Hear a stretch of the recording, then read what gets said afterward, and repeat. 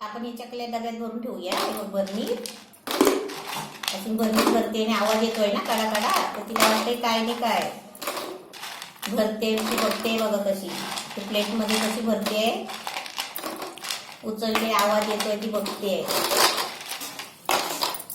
ही चकली आहे, उपवासाच्या चकल्या आहेत बघ. भरली बघ, हे बघ भरली आता बरणी. आता झाकण लावूया. झाकण बघ हाय बरोबर आहे ना, सुकले आहेत ना चांगले. अरे वा दिल बघितला, सुकले चांगले.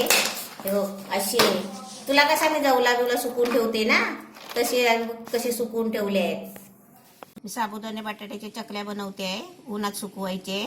त्याच्यासाठी 1 वाटी साबुदाणे घेतले आहे. हे 5 बटाटे शिजवून आहे ना उकडून साल काढून घेतले आहे. हे 5 मिरची घेतली आहे आणि संदेव मीठ आहे उपवासाचं.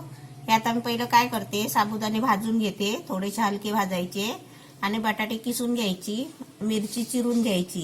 हे साबुदाणे भाजून झाले ना की मिक्सरला त्याचं पीठ बनवून घ्यायचं आहे, म्हणजे पावडर करून घ्यायची आहे.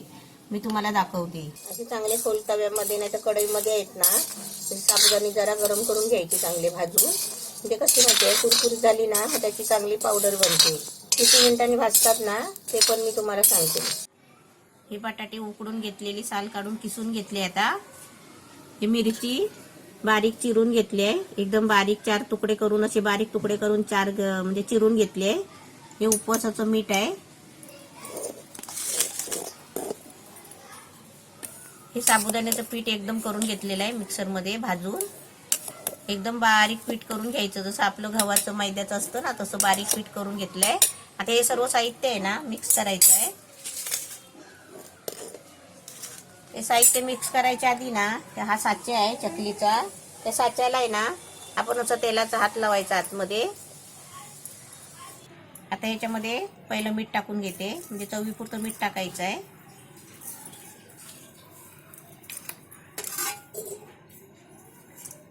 मिरची आपण समजा नुसत्या लाल मिरचीचा तिखट असला ना तर टाकायचा, आणि आपण जर घरगुती मसाला असेल ना तर तो नाही टाकायचा.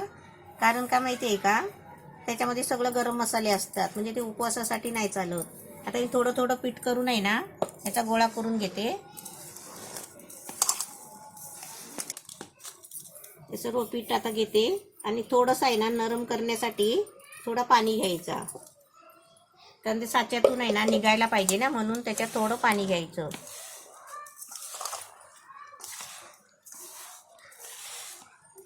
त्याचा मस्तपैकी घट्ट गोळा करून दाखवते. थोडं पाणी घेते, म्हणजे आपला चपातीचा गोळा आपण चकलीचा पीठ करतो ना तसंच करायचं आहे. असा मी आता गोळा करून तुम्हाला दाखवते. हे 2-2.5 पेले पाणी लागलं पीठ मळायला. एकदम असा छान चपातीच्या पिठासारखा असं मळून घ्यायचा पातळ. म्हणजे का माहिती आहे का, चकलीच्या साच्यातून चकली पडायला पाहिजे ना, त्याच्यासाठी थोडा असा घट्ट मळायचा पातळ. आता मी तुम्हाला याच्या चकल्या पाडून दाखवते. हे पहिला मी चकलीच्या साच्याला तेल लावून घेतला, आतून प्लेट बसवली आणि पीठ पण भरलंय. आता मी तुम्हाला आहे ना चकल्या असे पाडून दाखवले. हे बघा असे 4 पाडले आहेत आणि अशी चकल्या आपण पाडायचे.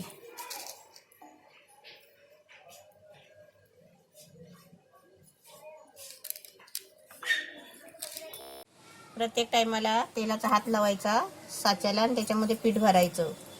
आणि सकाळचं असं जरा लवकर उठायचं आणि पटापट आपलं साहित्य करायचं, तयार करायचं आणि पटकन उन्हामध्ये टाकायचं.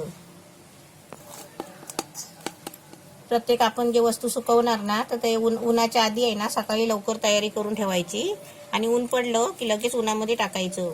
आणि उन्हामधून टाकून आपण संध्याकाळी घरात आणलं ना की ते पंख्याखाली ठेवायचं. पंखा बंद नाही करायचा, पंखा चालू ठेवायचा. साबुदाणा बटाट्याच्या मी चकल्या बनवल्या आहेत उपवासाच्या, आणि त्या पण सुकवल्या आहेत चांगल्या. 3 दिवसामध्ये मस्त कडकडीत झाल्या आहेत. हे बघा एकदम कुरकुरीत एकदम झालेत आहेत.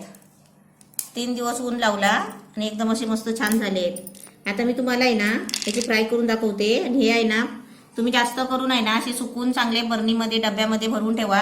आणि जेव्हा उपवास असेल ना तेव्हा आपण उपवासासाठी जशी साबुदाण्याची खिचडी करून खातो ना तशी या चकल्या तळून खायच्या. आता मी तुम्हाला आहे ना तळून दाखवते. पहिले तेल तापलं काय बघूया. तेल तापलं ना की असं तळून झालेली वस्तू आहे ना तळलेली वरती येते. असे मस्त कुरकुरीत तळून घ्यायचे. या कुरवड्या गेल्या वर्षीच्या आहे, म्हणजे आता वर्ष झालं. ते बघा अजून किती मस्त आहे. हे बघा किती छान झाले. आणि ही वस्तू कशी वर्षानुवर्ष टिकते. आपण समजा हे आता गेल्या वर्षीचे मी हे तुम्हाला आता कुरवड्या बनवलेले दाखवले तळून. किती छान दिसतात बघा. पण तुम्हाला गेल्या वर्षी मी तळून नाही दाखवले होते ना, तसेच राहिले, भरपूर केले होते आणि ते राहिले होते भरपूर.